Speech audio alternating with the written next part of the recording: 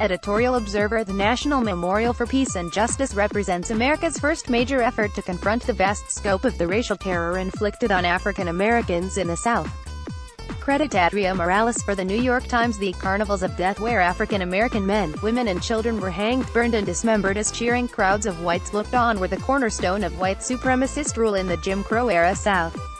These bloody spectacles terrified black communities into submission and showed whites that there would be no price to pay for murdering black people who asserted the right to vote, competed with whites in business, or so much as brushed against a white person on the sidewalk. The lynching belt states looked away from this history, even as they developed now popular tourism programs that attract visitors to churches, schools, courthouses and other landmarks associated with the civil rights movement. The long-neglected chapter of this story becomes breathtakingly visible on Thursday in Montgomery, Alabama, where the nonprofit Equal Justice Initiative will inaugurate two institutions focused on racial terror lynching as the practice manifested itself between the late 19th and mid-20th centuries. The Legacy Museum, which is not far from the place where enslaved African Americans entered Alabama's capital city in chains, frankly explores how lynch mobs sought to preserve slavery and how the contempt for black life exemplified by extra-legal hangings took new forms, like the death penalty and mass incarceration. The exhibits at the Legacy Museum are haunting and emotionally draining. CreditAndrea Morales for the New York Times. The National Memorial for Peace and Justice, a sprawling 6-acre site overlooking Montgomery, represents America's first major effort to confront the vast scope of the racial terror lynchings that ravaged the African American community in the South. The memorial bears the names of more than 4,400 African Americans who were victims of terror killings during this period, inscribed on more than 800 steel pillars that also bear the names of the counties where the lynchings occurred. A duplicate set of pillars has been made available to counties that wish to own up to their histories by commemorating the lynching dead within their borders. The memorial bears the names of African Americans in more than 800 counties who are victims of lynchings and other terror killings. CreditAndrea Morales for the New York Times. Among the dead remembered at the memorial is Frazier Baker, a family man and teacher who was targeted for lynching when the McKinley administration named him postmaster of the majority-white community of Lake City, SC, in 1897. Whites who were angered by the elevation of a black person petitioned the government for his removal, tried to assassinate him and eventually burned the Lake City post office to the ground. Frazier Baker, a teacher, was targeted for lynching after being named postmaster of Lake City, SC, in 1897. CreditAndrea Morales for the New York Times. Refusing to give up the job, Baker moved the post office into his home.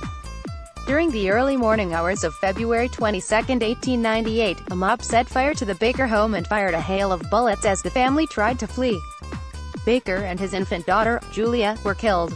His wife was wounded and would no doubt have died had neighbors not pulled her away from the flames. The case conformed to an established pattern when a jury failed to convict those charged with the crime. After Frazier Baker's death, his wife, Lavinia, moved the family to Boston. Credit Library of Congress. The memorial represents the culmination of an effort that began nearly a decade ago, when the Institute, led by the civil rights attorney Bryan Stevenson, began combing the historical record in an effort to gauge the full scope of the racial terror killings that took place between 1877 and 1950. Strikingly, the Institute turned up 800 more lynchings than had been reported in the 12 southern states it examined. The researchers also documented 300 lynchings in other states during this time period. Different groups of African Americans were targeted for what mobs referred to as lynching bees and Negro barbecues during different periods. Between 1915 and 1940, those selected for killing commonly included sharecroppers, ministers and community leaders who resisted mistreatment or agitated for equal rights. The Institute also learned that people who had attended lynchings as children were still alive. The first report appeared in 2015. A Florida man called to report that his grandfather had taken him to a lynching when he was 6 years old. Another caller reported that 2 uncles had been among the 500 people who attended the lynching of Commodore Jones, hanged in 1911 in Farmersville, Texas, on the charge of insulting a white person. Despite countless horrors like these, Southerners in the United States Senate repeatedly prevented Congress from declaring lynching a federal crime. 2005, the Senate finally apologized to the descendants of victims for failing to act while the reign of racial terror swept the South. Doubt, a sculpture at the museum by Titus Kaphar, is surrounded by accounts of slaves and former slaves.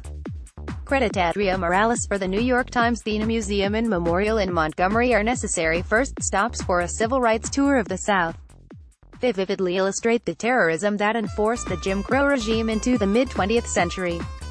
Beyond that, they show that the devaluation of black life upon which slavery relied did not just evaporate, but haunts the country still.